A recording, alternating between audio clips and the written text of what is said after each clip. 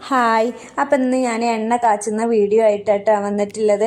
അപ്പോൾ ഇതാ ചെമ്പരത്തിൻ്റെ പൂവ്, കറിവേപ്പില, ചെമ്പരത്തിൻ്റെ ഇല, കറ്റാർവാഴ, അതുപോലെ തന്നെ നമ്മളെ തുളസി ഇല, കറിവേപ്പില, മുരിങ്ങയുടെ ഇല, ആര്യവേപ്പില, അടക്കാപ്പഴത്തിൻ്റെ ഇല, റോസ് പൂവ് അങ്ങനെയൊക്കെ എടുത്തിട്ടുണ്ട് കേട്ടോ. കറ്റാർവാഴയുണ്ട്. അപ്പോൾ ഇതെല്ലാതും കൂടെ നമുക്കൊരു മിക്സിൻ്റെ ജാറിലോട്ട് ഇട്ടിട്ട് നമുക്ക് നന്നായിട്ട് ലേശം വെള്ളം ഒഴിച്ചിട്ട് തന്നെ അരച്ചെടുക്കുക കേട്ടോ. ചെറിയ ഉള്ളി അതുപോലെ തന്നെ കറിവേപ്പിലൊക്കെ ചേർത്ത് കൊടുത്തിട്ടുണ്ട് കേട്ടോ.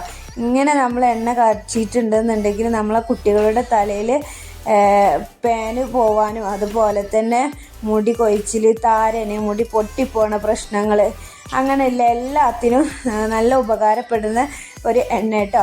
നമ്മളെ വീട്ടിലുള്ള ഔഷധങ്ങൾ ചേർത്തിട്ട് തന്നെയാണ് നമ്മൾ ഈ ഒരു ഹെയർ ഓയിൽ തയ്യാറാക്കി എടുക്കുന്നത്.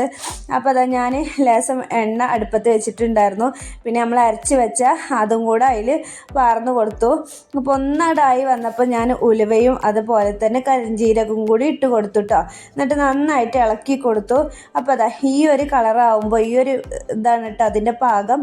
അങ്ങനെ ആകുമ്പോൾ നമ്മൾ ഒന്ന് മാറ്റി വെക്കുക. എന്നിട്ട് എന്തെങ്കിലും ഒരു നല്ല തുണി എടുത്തിട്ട് അത് അരിച്ചെടുത്തിട്ടുണ്ട് കേട്ടോ.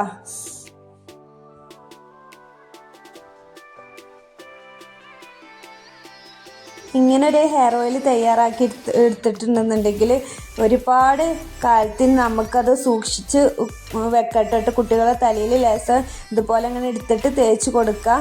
പിന്നെ മുടി വളരാനും മുടിക്ക് നല്ല കളറ് വെക്കാനും മുടി പൊട്ടിപ്പോണ പ്രശ്നത്തിനും എല്ലാത്തിനും ഉപകാരപ്പെടുന്നൊരു ഹെയർ ഓയിൽ തന്നെയാണ് കേട്ടോ.